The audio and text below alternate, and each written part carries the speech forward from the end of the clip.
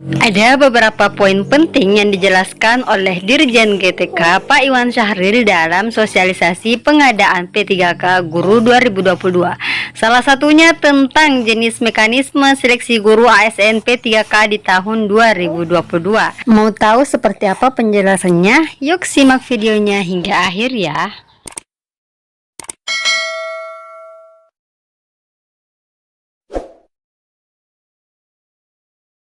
Assalamualaikum warahmatullahi wabarakatuh. Hai teman-teman semua, kembali lagi bersama saya Hidayah. Dan kali ini kita akan membahas tentang hasil atau beberapa poin penting yang dijelaskan oleh Pak Iwan Syahril sebagai Dirjen GTK dalam sosialisasi pengadaan P3K Guru tahun 2022. Jadi ada 3 jenis mekanisme seleksi guru untuk P3K tahun 2022. Yang pertama tentang penempatan lulus passing rate, dan yang kedua adalah seleksi kesesuaian verifikasi, dan yang ketiga tentang seleksi tes.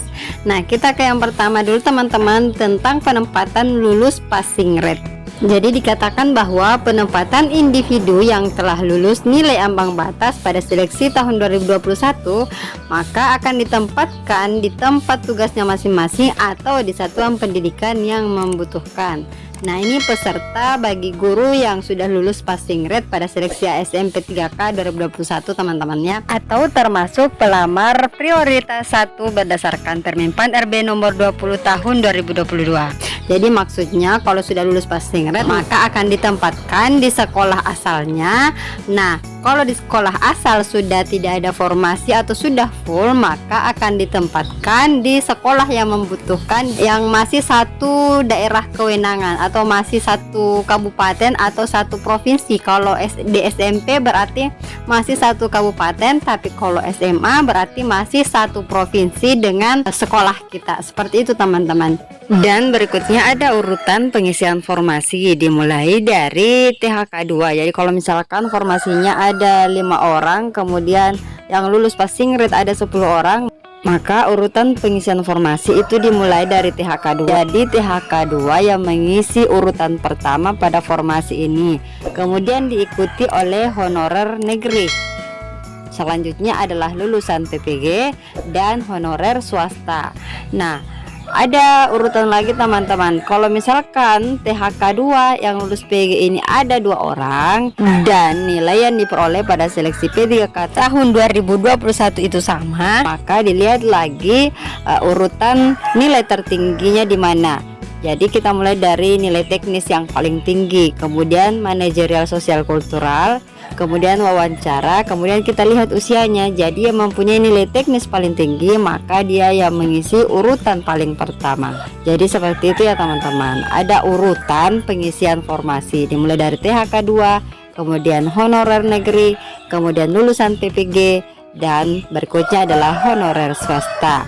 Lalu di sini dikatakan bahwa pada seleksi ini masih tersedia formasi, maka barulah dibuka untuk seleksi selanjutnya. Jadi kalau misalkan masih ada formasi yang kosong nih teman-teman, barulah dibuka untuk prioritas berikutnya. Jadi kita lihat prioritas yang kedua, yang mana yang dimaksud prioritas 2. Pesertanya adalah THK2, kemudian guru honorer di sekolah negeri yang sudah mengabdi dan terdata di Dapodik paling sedikit 3 tahun. Jadi kalau untuk 2 jenis peserta ini cuma akan melakukan kesesuaian atau verifikasi. Lagi-lagi dikatakan bahwa seleksi kesesuaian verifikasi ini dilaksanakan apabila masih tersedia kuota formasi P3K guru setelah penempatan bagi guru yang lulus passing rate atau yang termasuk prioritas 1 teman-teman.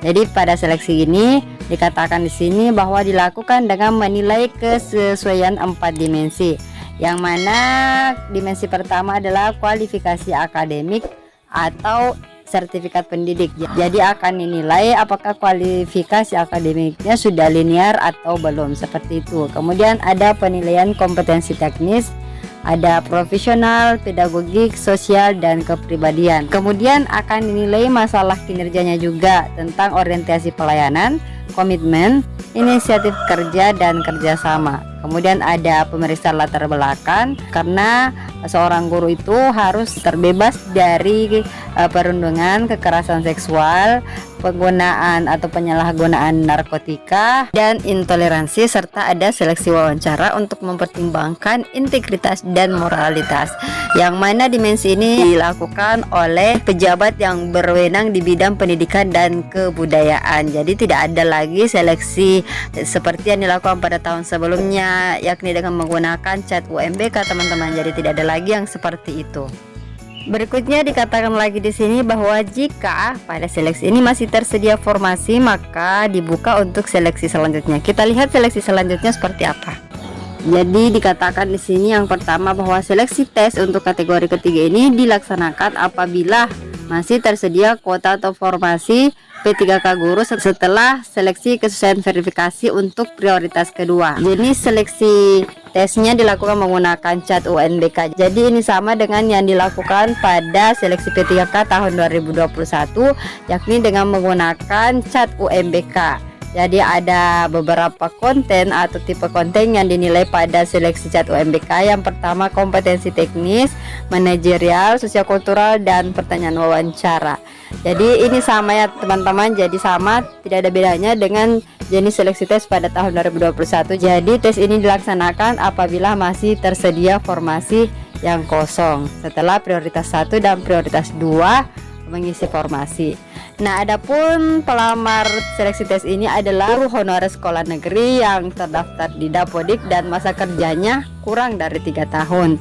Kemudian ada lulusan PPG, kemudian ada guru honorer di sekolah swasta, seperti itu. Jadi guru honorer di sekolah swasta yang tidak lulus passing grade itu termasuk pelamar umum. Dan guru honor ini mesti terdaftar di Dapodik juga teman-teman. Oke deh, sekian dulu untuk video kali ini. Jangan lupa subscribe, like, and share video ini. Terima kasih dan sampai jumpa pada video-video kami berikutnya. Assalamualaikum warahmatullahi wabarakatuh.